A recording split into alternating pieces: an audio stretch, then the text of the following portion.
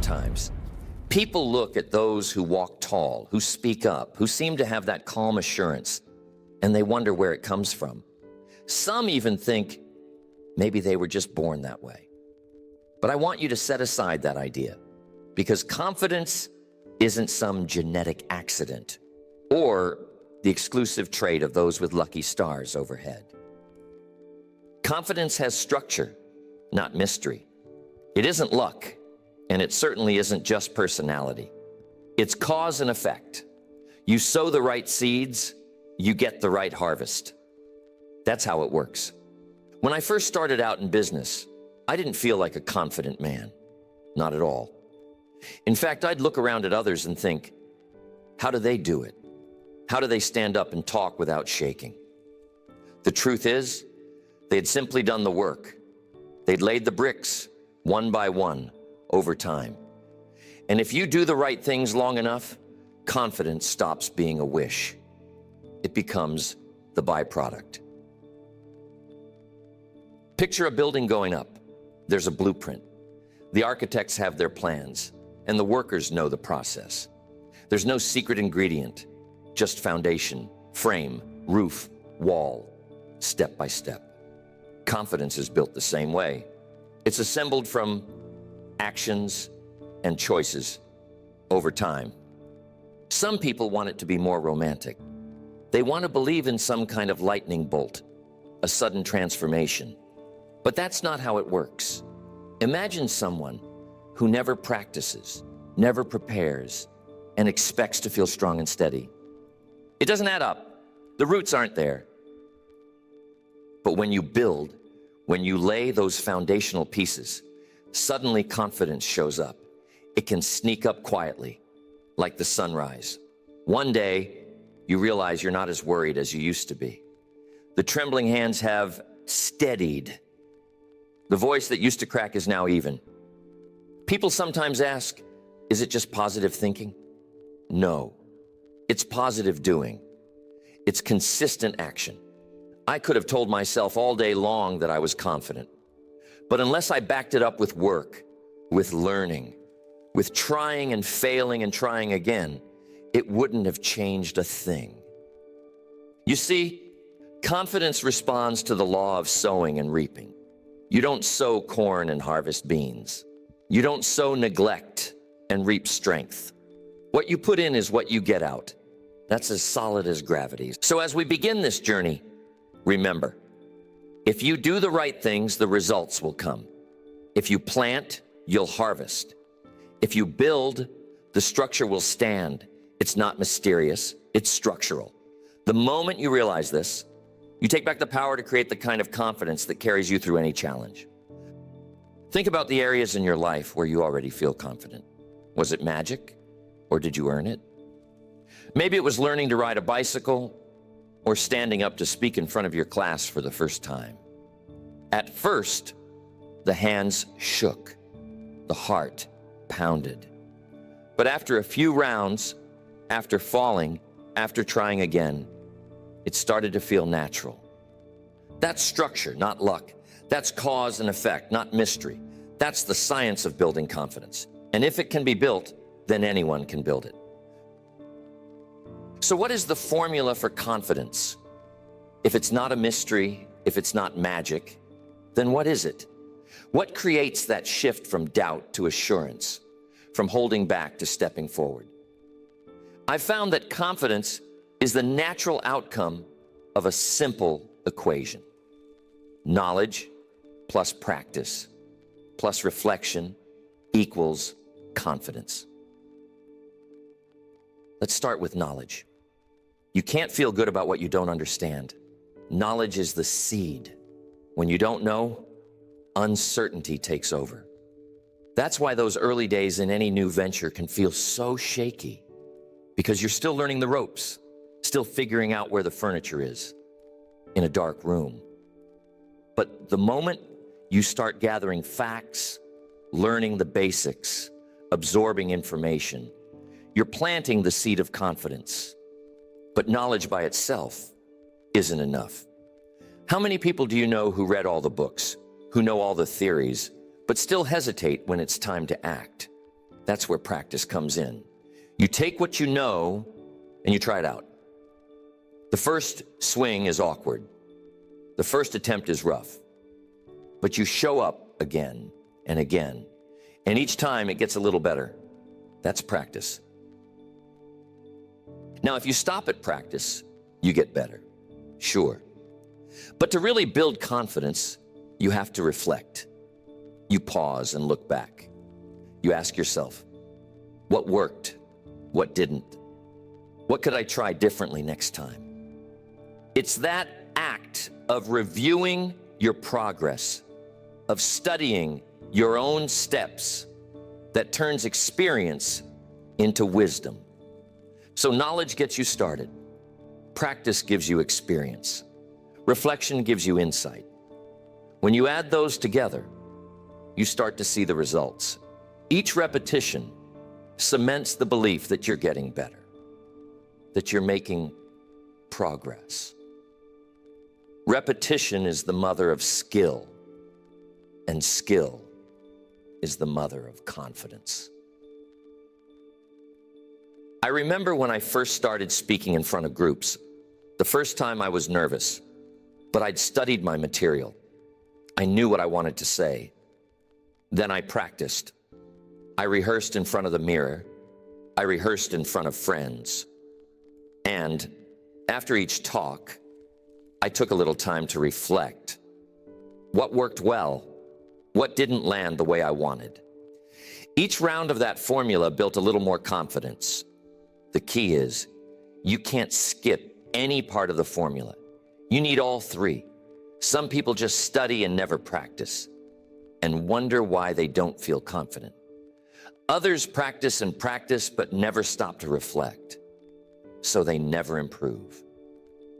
But put all three together: learn, do, review, and you have a recipe for quiet, unshakable confidence. If you want to build confidence in any area of your life, just ask, what do I need to learn? How can I practice? When will I stop and reflect? Don't wait for lightning to strike. Don't hope for sudden courage. Build it step by step by applying the formula. You'll find that with each cycle, each time you learn something new, try it out, then think it over. The roots go deeper. The next time you face a challenge, you don't feel quite as lost. You have the memory of success, the experience of progress, and the wisdom of reflection to draw from. Confidence, then, is not a leap. It's not a one-time event. It's the result of repeated, purposeful cycles. Knowledge, practice, reflection, repeat. Over time, the doubts get quieter and the belief gets louder. That's the science. That's the formula. Now let's talk about the role of competence in building confidence. This is where the rubber really meets the road. Confidence, after all, isn't just a feeling you conjure up out of thin air. It's the natural result of knowing what you're doing, of having skill, of becoming competent. Think back to the first time you tried something brand new. Maybe it was your first job, your first sales call, your first time standing up to speak in public. Most people don't feel confident when they're beginners. That's normal, because you can't feel strong about what you don't understand. There's no foundation yet. There's no muscle memory. There's only guesswork and nerves. But keep going. Keep studying. Keep practicing. Keep showing up. With each attempt, a little more knowledge, a little more skill starts to take the place of doubt. The very act of learning, of getting good at the fundamentals, begins to crowd out uncertainty. Confidence grows from competence. There's no shortcut here, but there is a reward. The better you get, the stronger you feel. I remember my own early days standing in front of a room full of strangers, heart pounding, hands sweating. But every time I went back, every time I reviewed my material, improved my delivery, and learned from my mistakes, a piece of doubt dropped away and a little more assurance showed up. I saw this again and again in business. Someone new would join the team, and on day one, they'd be timid, unsure, hanging back.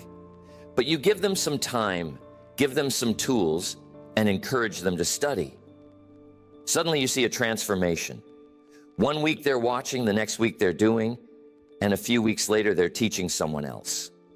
Study until skill replaces doubt. That's the secret. You don't have to become an expert overnight, but you do have to become a student. Invest time in understanding the craft. Get curious about how things work. Break it down and practice the basics over and over until those basics belong to you. You see, real confidence isn't loud. It's not about showing off. It's the quiet, steady assurance that comes from knowing you've put in the time and you know what you're doing. When you walk into a situation prepared with skill on your side, it changes your posture, it changes your voice. It even changes the way you breathe. Now, this applies to anything: business, relationships, health, finances. You can't bluff your way into lasting confidence. You can't hope it into existence. You have to build it by stacking up competence, one skill at a time. When you find yourself hesitating, doubting, ask yourself, how much have I really studied this? How much have I practiced? Have I done the work to become competent? If not, the answer isn't to just believe harder. The answer is to go back to the basics. Study more, practice more, get your hands dirty. Remember, every master was once a disaster. Every confident person you see started out unsure, started out awkward, started out as a beginner. The difference is they didn't stay there. They decided to close the gap between doubt and confidence with skill. And that's something anyone can do, starting today. Now let's take a look at the evidence, the real stuff. You see, there's a difference between telling yourself you can do something and actually proving it to yourself. Now, I'm all for positive thinking, but at some point, words run out of power unless you can back them up with evidence. That's where true confidence is born. It's easy to stand in front of the mirror and say, you can do it. But if you haven't put in the work, if you haven't gathered a little stack of wins, no matter how small, those words ring hollow. They echo around in your mind, but they don't stick. You know the truth deep down, and so does everyone else. Confidence must be proven through performance. It's not about talking yourself into something you've never done. It's about stacking up moments, stacking up experiences and saying, I've done it before. I can do it again. That's the voice of evidence. That's the voice of results. Think of a time when you achieved something, even a little thing. Maybe it was making your first sale. Maybe it was getting through a difficult conversation. Maybe it was just showing up to do something that scared you. That's evidence. Each small win adds to your ledger. Every time you try, every time you finish what you started, you're building a library of proof that you're capable. This is why I tell people, don't chase after big, flashy victories in the beginning. Start small. Collect those little wins. Finish the book you started. Make the call you were nervous to make. Step up when you feel like stepping back. Every time you do, you add to your reservoir of confidence. Because now you're not just hoping you can do it. You know you can, because you've already done it. Affirmations alone can only take you so far. The mind is sharp. It knows when you're bluffing, but give it evidence. Show yourself you're capable through real action, real results, and you'll find that belief starts to settle in a little deeper. The mind can't argue with a track record. I remember when I was young, I wanted to become a better speaker. I could read all the books, listen to all the tapes, say all the right things in my mind. But until I stood up and did it, until I faced that audience and got through the speech, nothing really changed. The first one was rough. The second was better. The third was better still. What changed? Not my affirmations, but my evidence. My track record started to speak louder than my fears. You see, confidence is a scoreboard. The score doesn't lie. You put points up by showing up, by doing the work, by finishing what you start. Each point makes it easier to try again. Each win becomes part of your story, part of your belief system. So the next time you catch yourself hesitating, don't just reach for another positive phrase. Look back at your evidence. Review your wins, no matter how small. Remind yourself, if you did it before, you can do it again. And if you haven't done it yet, go get your first win. Make it something you can finish today. Stack up that first piece of evidence, then stack up another. That's how confidence grows. Not from empty words, but from real results. Evidence beats affirmation every time. And this is the key. If you want to find the real root of confidence, you have to dig down to this level. Preparation is the bedrock. It's the solid ground beneath your feet when everything else feels uncertain. There's a reason the confident people you admire always seem so steady. They've prepared. They've done the homework. They've paid the price ahead of time. That's what gives them that calm assurance. It's not arrogance. It's earned quiet. When you've prepared, you don't have to pretend. You don't have to put on a show. Confidence becomes silent strength, not loud bravado. On the other hand, think about a time when you were thrown into something you weren't ready for. Maybe it was a meeting you hadn't reviewed for, or a task you didn't fully understand. That's when the nerves show up, isn't it? That's when your mind races and your confidence shakes. It's a sign you're standing on shaky ground because the roots aren't deep. I've learned over the years that the way to banish doubt is to be prepared. When you know your material, when you've run through the steps, when you've imagined the challenges and planned your responses, you carry yourself differently. You walk in with your head a little higher, your voice a little steadier, and people notice. You don't have to announce your confidence. It shows up in your preparation.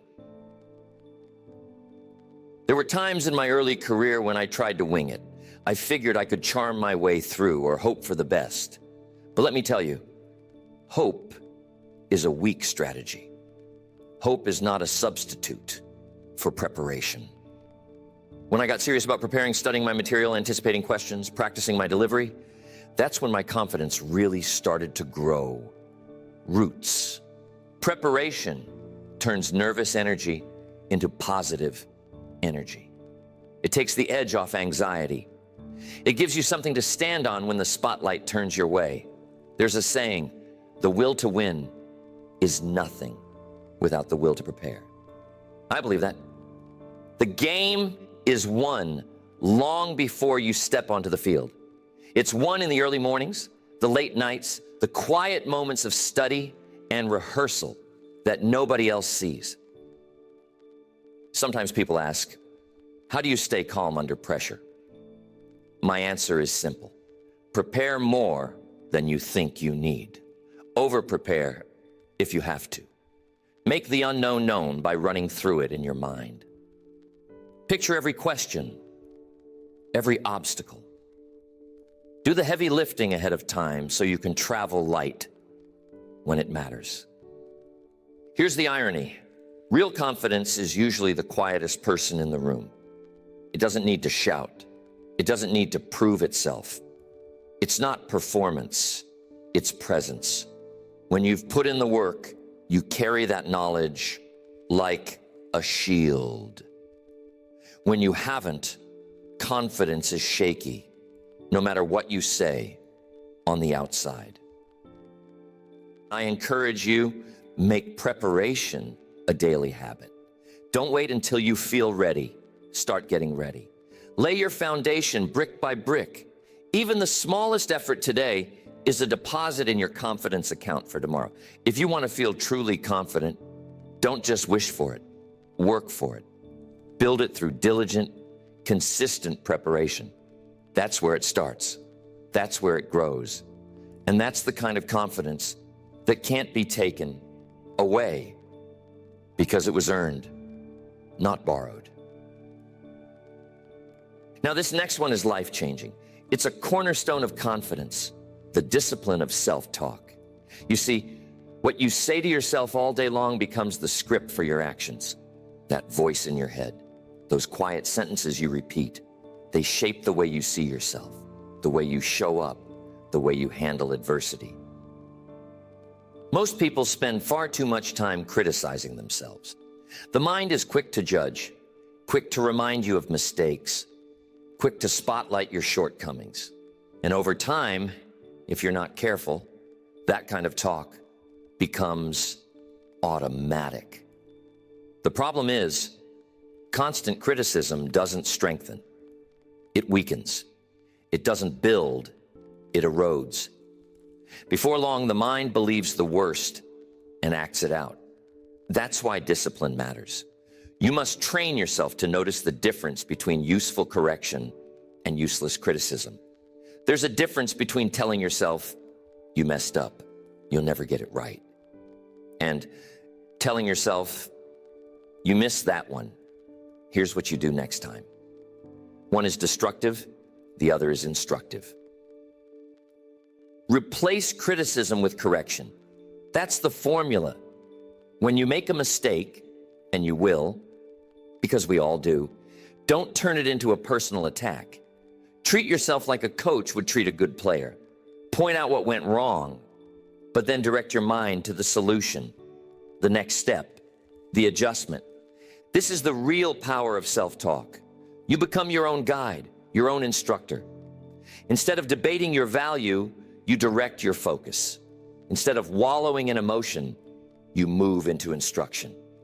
This is not about lying to yourself or pretending you're perfect.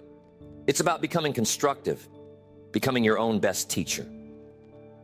I learned early on that the mind is like a garden. What you plant is what grows. If you let weeds of doubt and negativity take over, they'll choke out your confidence before it has a chance to bloom. But if you plant seeds of encouragement, of learning, of improvement, confidence starts to flourish. Here's the discipline. Don't let the negative voice take center stage. When it shows up, don't argue with it, don't negotiate, just redirect. Catch yourself when you start down that old path. Stop and give yourself new instructions. Ask, what's the next right move? How can I correct course? Pretty soon, that becomes the new habit. Direct your thoughts. Don't debate them. Give yourself clear, simple instructions. When the stakes are high, when pressure rises, when doubt tries to creep in, talk to yourself the way you would talk to someone you care about. Not harsh, not indulgent, just fair and focused on improvement. This isn't about never feeling nervous, never doubting, never making a mistake.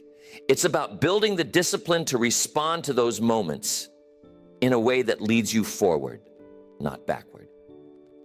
So, take inventory. Listen in on your self-talk for a day or two. Notice the patterns. Where are you tearing yourself down? Where could you build yourself up instead? Not with empty flattery, but with honest correction and encouragement. That's how you program your mind for confidence. One thought at a time, one sentence at a time. The right words, the right instructions, repeated and reinforced, turn into the right actions. And those actions turn into the confidence you're after. And here's what confidence helps you with: fear. Every person faces it. Some are just better at moving through it. You see, most people think confidence comes first and then courage follows, but that's not how it works. It's actually the other way around. Courage has to lead the way. You act while you're still afraid. That's how the process works. If you wait for all your fear to disappear before you move, you'll wait forever. Fear is the natural response when you're reaching for something bigger than you've done before. It's a sign that you're stretching, growing, stepping into the unknown. Don't mistake that feeling for a stop sign. It's really an invitation to grow. Courage is simply the willingness to take a step in spite of fear. That first step may be small, a phone call, a conversation, a new attempt, but it breaks the paralysis of worry. Action changes things. The moment you move, you start to prove to yourself that fear is not in control. I remember my first time standing in front of an audience. The fear was there, no question about it. Hands shaking, heart pounding, mind racing. If I had waited to feel confident, I would have never taken that step. But the moment I started, the moment I said those first few words, the fear began to shrink. With every sentence, courage started to gain ground, and confidence was close behind. That's the secret. Proof of survival rewires belief. When you act, you show yourself you can handle it. Maybe you didn't do it perfectly, maybe you stumbled, but you made it through. You're still here. The mind starts to say, if you survive that, maybe you can survive the next challenge too. Motion dissolves fear faster than theory. You can read every book on overcoming anxiety. You can listen to all the tapes. But until you take that first action, nothing changes. Action is the great transformer.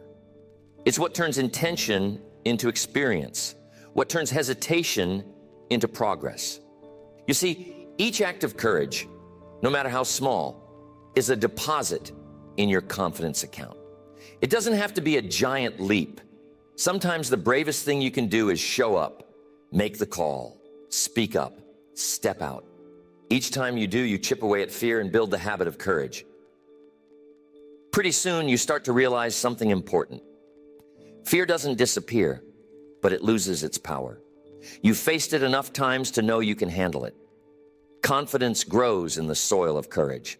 Every challenge you face, every time you act while afraid, you water the roots of your own belief. So if you're waiting for the day when you're never nervous, never anxious, never doubting, stop waiting. Instead, decide to act while you're afraid. Put yourself in motion. Take the step. Let courage lead, and confidence will follow. You'll look back one day and be amazed at how far you've come. Not because fear left you alone, but because you learned to move forward anyway. That's how confidence is built, one courageous action at a time. So remember, confidence isn't built in a day, but it is built daily. You see, confidence has a way of compounding. It grows, it multiplies, it builds on itself, just like interest in a good savings account. Every act of courage, every hour of preparation, every bit of honest self-talk, every small victory, they all add up. At first, it's not much. Just a little belief, just a little evidence. But you keep at it. You do what needs to be done when you don't feel like it. You study, you practice, you show up, and you reflect. Each action is like adding another dollar to the bank. It doesn't seem like much in the moment, but over time, the interest starts to grow.